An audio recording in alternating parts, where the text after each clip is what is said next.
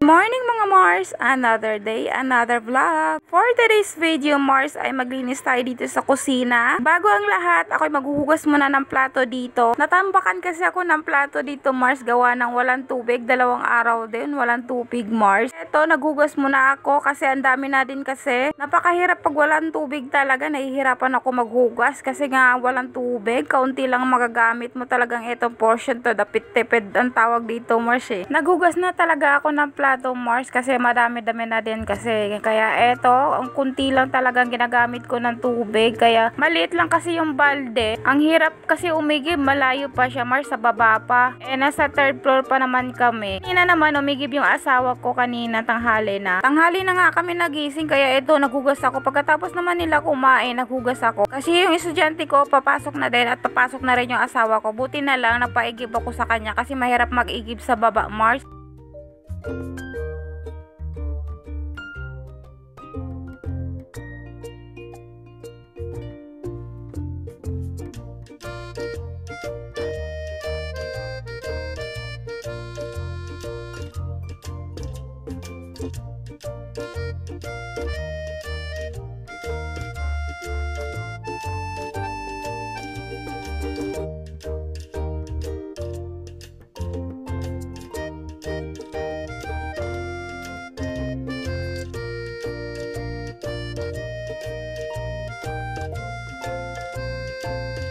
Pagkatapos ko maghugas, eto, nagpupunas lang ako dito sa may lababo. Yung iba kasi dito, tatanggalin ko muna para mapunasan ko yung ilalim nito. Mga lagayan ko kasi dito ng mantika, marami na din kasing marumi at ang alikabok din. Madali pa naman ang alikabok dito sa amin, Mars. Malapit kasi kami sa kalsada. Talaga maglilinis dito at saka madali lang siya maalikabukan dito sa kusina. Pag nagtatanggal ako dito ng mga lagayan ko ng suka toyo, Mars, ay dandahan ko nga siya kinuha. Muntik ka siya malaglag kasi kanina, Mars. Pupunasan ko kasi dito sa lababo, Mars, at lalagyan ko siya ng sabon Sonrox para matanggal yung langsa. Nagluto kasi ako kanina na puset. Nagluto kasi ako kanina na puset, kaya eto malangsa yung puset. Napakahirap siya tanggalin sa lababo. Kapit na kapit yung langsa niya. Nagluto pa naman ako ng adobong puset. Paborito namin yun.